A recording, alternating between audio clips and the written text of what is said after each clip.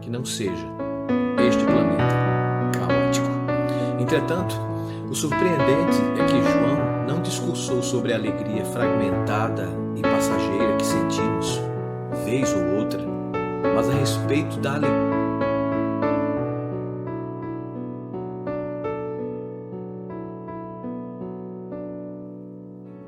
Olá, como vai você? Tudo bem? Professor da escola da lição da escola sabatina, aluno, aluna, professora. É muito bom estarmos em um novo trimestre. Esse trimestre promete.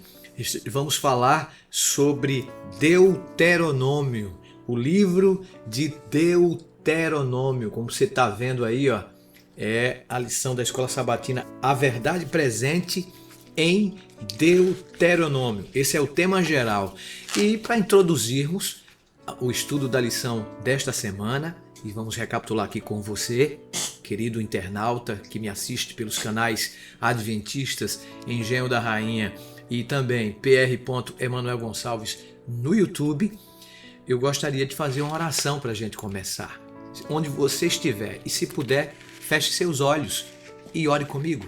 Oremos. Pai querido, muito obrigado pela oportunidade que nos dás de estarmos estudando a Tua Palavra. Agora no novo trimestre, uma nova temporada, esses 3 meses, 13 sábados, estaremos estudando sobre o livro de Moisés, o 5º livro das Escrituras, Deuteronômio. Ao recapitularmos o estudo dessa semana, pedimos-te a Tua presença, a Tua iluminação, para que compreendamos a Tua inspirada palavra. Fica com todos nós, te oramos agradecidos em nome de Jesus. Amém. Muito bem, prefácio de Deuteronômio, lição de número 1, como você está vendo aí. E o verso para memorizar está em 1 João 4, verso 8. Eu posso ler para você, tá? Diz assim a Bíblia: quem não ama não conhece a Deus, pois Deus é amor. Sem dúvidas, Deus não tem apenas, Deus é o próprio amor. E é importante a gente salientar a compreensão do livro de Deuteronômio, assim como de qualquer situação, evento, livro, texto, depende necessariamente da compreensão ou ao menos do conhecimento do contexto em que tal situação, livro ou evento ocorreram ou em que o texto foi escrito.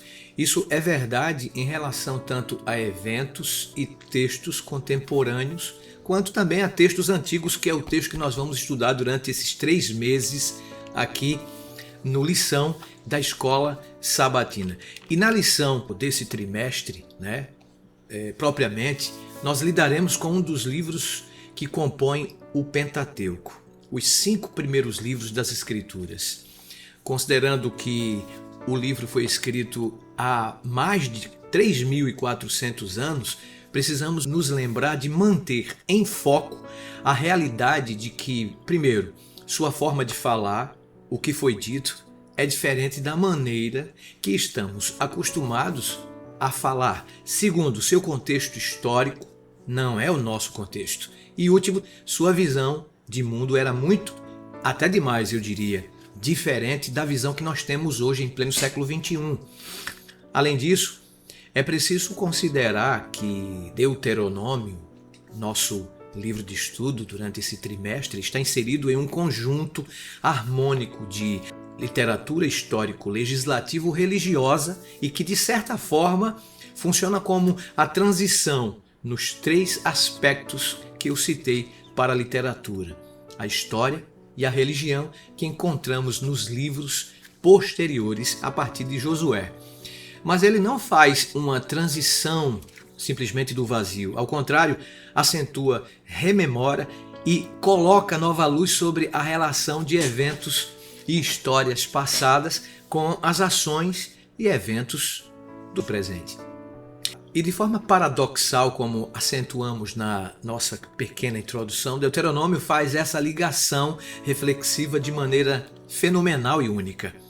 Ele nos apresenta os eventos, as falas e as atitudes recontadas, não pela visão divina, mas pelo ponto de vista do próprio autor Moisés, como intérprete da revelação histórica e das injunções legais. Em nome de Deus, Moisés acusou Israel de infidelidade ao rememorar as ações divinas e a resposta humana, e ao enxergar o caso humano da desobediência e da própria rebelião. Inspirado por Deus, Moisés chamou o povo para uma confirmação. Sim, aquela confirmação do pacto. Estabeleceu essa necessidade e reuniu todo o povo para celebrar o estabelecimento da aliança divina com a nova geração. No primeiro de nossos estudos deste trimestre, podemos ver como os elementos conceituais se fundem na teologia deuteronomista. A aliança, a fidelidade, a criação, o chamado dos pais, a escravidão, a libertação, o mar e o deserto, a comida providenciada e a rebelião da infidelidade às portas de Canaã terrestre formam o arcabouço do discurso mosaico que compõe a visão histórica e religiosa que veremos no decorrer do livro. A ideia subjacente a esse recontar da história é lançar diante do povo as bases de toda acusação e bênção que advirá em uma experiência futura, porque no curso de seus atos passados houve a repetição e recorrência das atitudes. Por outro lado, Deuteronômio também precisa ser compreendido a partir da estrutura maior das Escrituras, cuja primeira declaração é de origem amorosa e livre. Nas palavras de Gênesis, a criação não é apenas um ato natural a Deus, mas o ato iniciador da relação amorosa e de comunhão do Criador com suas criaturas. E isso porque a criação é apresentada não somente nessa linguagem de aproximação, na qual Deus não apenas comanda a existência humana, como o faz com o restante da criação, mas se envolve tactilmente na própria criação. Não, de fato, é na história da queda narrada de forma veloz após a criação que a relação se aprofunda com a proposta de perdão e restabelecimento do relacionamento através do descendente de Gênesis 3,15. Nesse contexto, o dilúvio serve como uma recertificação da proposta de relacionamento e de perdão. Esse processo de autorrevelação e de construção da identidade do povo, do pacto, Deus escolhe sempre um indivíduo para levar adiante os ditames da aliança e a proclamação das promessas do pacto. Assim, em Gênesis 12, ele chamou o nosso patriarca Abraão, cuja história imediata é de pecado e perdão, quase em um adiantamento da história do povo de Israel, não apenas após o Êxodo, mas durante toda a história. Ele pecou, quebrou o pacto, mas ainda assim foi beneficiado pelo perdão que advém do próprio pacto.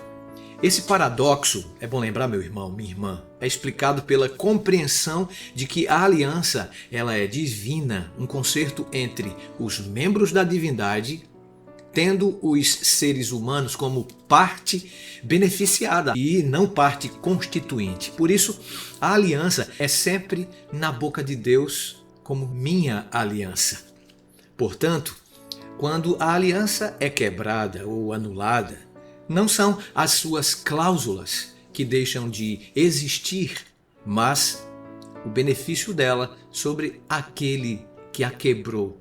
Isso permite que Deus perdoe o pecador que quebrou essa aliança justamente por manter a aliança que prevê em seu próprio ato constituinte, a morte do Cordeiro, mencionada em Apocalipse 13:8, o perdão. Dessa maneira, Abraão, em Gênesis 18, é convidado a entrar novamente no reino da aliança, muito embora a tenha quebrado em Gênesis 16.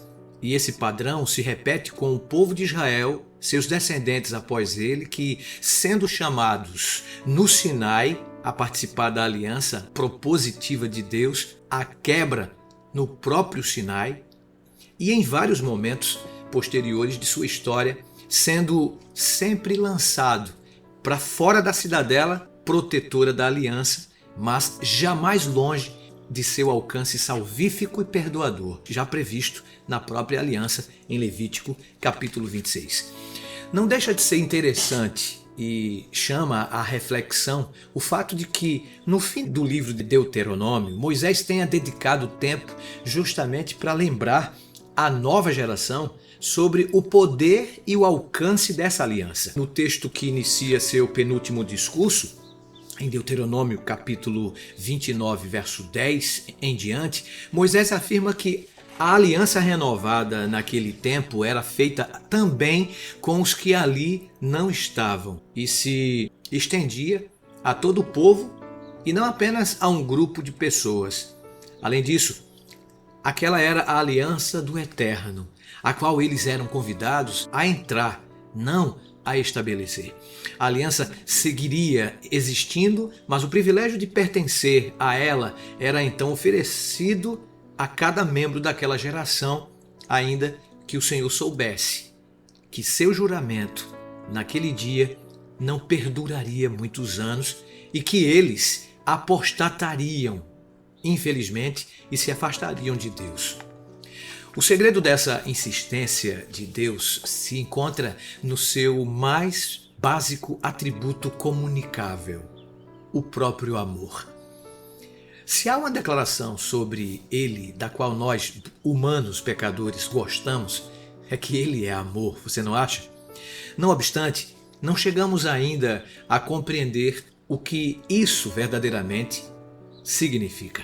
Mas durante o estudo das próximas lições, por estranho que possa parecer, podemos chegar a uma compreensão muito acurada e melhor do amor em Deus pelos olhos de alguém que percebeu a história como uma sucessão de atos de amor, pois a história é o palco da revelação de Deus e Deus é amor. O livro de Deuteronômio é o quinto e último livro do Pentateuco. Ele contém a mensagem de despedida de Moisés a Israel antes de entrar na terra prometida de Canaã. O livro é marcado por um senso de urgência. Moisés estava prestes a morrer, vocês conhecem a história, deixar seu povo, e o propósito de suas últimas palavras era, portanto, relembrar aos filhos de Israel os ensinamentos mais importantes de Deus. O livro é uma exposição da fé israelita, o livro-texto para os líderes do povo, a fim de mantê-los no caminho correto. Quando Moisés se dirigiu ao povo, ele relembrou os eventos históricos passados, quando Deus os salvou da escravidão, os tirou do Egito e os conduziu em meio às adversidades do deserto. Porque Deus é amor, ele alcança seu povo e luta por ele. Em resposta, o povo aprende a amar a seu Deus. Essa relação recíproca entre Deus e seu povo assume a forma de um acordo, uma aliança, um pacto entre o Senhor e Israel. Israel é o povo da aliança, do pacto. De forma alguma, essa designação sugere que ele era superior aos outros povos. Essa aliança, iniciada com Abraão, implica a santidade do povo de Israel e seu compromisso por meio do amor e do temor a Deus e da obediência aos seus mandamentos. Deuteronômio é endereçado a todo o Israel de acordo com o próprio livro no capítulo 1, versículo 1. expressão que se refere à totalidade do povo pouco antes de entrar na terra prometida. O apóstolo Paulo usa a mesma expressão em um sentido escatológico para se referir à totalidade dos salvos, incluindo judeus e gentios. Ele diz assim, e assim todo Israel será salvo. Romanos 11, verso 26. Interessante esse texto, né? Ele coloca isso de forma escatológica, embora a expressão todo Israel na oração de Daniel, por exemplo, possa se referir ao povo exilado em Babilônia, sugerindo a esperança de restauração. É claro que tem um escopo universalista, abrangendo tanto os de perto como os de longe. A palavra Deuteronômio, o título do livro que estamos estudando, deriva da tradução grega da Septuaginta de uma frase de Deuteronômio 17:18, uma cópia desta lei que significa literalmente uma segunda apresentação, isto é, uma repetição desta lei. A palavra hebraica para lei é Torá, que em sentido jurídico se refere a algo mais abrangente do que nossa palavra lei. Significa ensino no sentido geral do termo e inclui todas as instruções divinas, no caso da lei. Quando fala de lei, inclui também todas as instruções, tanto do Antigo Testamento quanto do Novo Testamento, tá? A frase uma cópia desta lei descreve o conteúdo, de fato, do livro, não apenas por ser a repetição da lei originalmente dada lá no Monte Sinai, mas porque é uma revisão dos ensinamentos divinos. É importante observar que o título hebraico do livro, Debarim, palavras, ou são estas as palavras, refere-se às palavras proféticas de Moisés, segundo tudo o que o Senhor lhe havia ordenado a respeito deles. Verso 3 do capítulo 1. Esse título ecoa as últimas palavras do livro de Números. São estes os mandamentos, Números 36, verso 13. Moisés se dirigiu ao povo em 4 grandes discursos. Cada um deles começa com a mesma frase. Diz a Bíblia, são estas as palavras, ou o seu equivalente. O primeiro discurso é um prólogo histórico, Deuteronômio 1 até o capítulo 4, em que Moisés reconstitui a viagem de Israel do Sinai até Canaã, capítulos 1 a 3. O segundo é uma revisão da lei, Deuteronômio capítulo 4, verso 44 até o capítulo 28, versículo 68. O terceiro é um apelo para guardar a aliança, Deuteronômio 29 e 30. E o quarto discurso é um apelo final para ler a lei e lembrar dela, seguido do cântico de Moisés. Sua bênção e despedida antes de morrer, conforme o capítulo 31 até o 34. Uma análise mais cuidadosa da estrutura do livro de Deuteronômio, à luz da literatura do Antigo Oriente Próximo, revelou uma organização sofisticada que segue o padrão dos antigos tratados de aliança entre o suzerano e seu vassalo egípcio, e especialmente hitita, do segundo milênio antes de Cristo, e que exibe essas características, por exemplo, prefácio, prólogo histórico, estipulações gerais, bênçãos e maldições, lealdade à aliança e testemunhas. Essa estrutura de aliança que confirma a antiguidade do livro e sua autoria mosaica sugere a intenção de enfatizar a aliança de Deus com seu povo.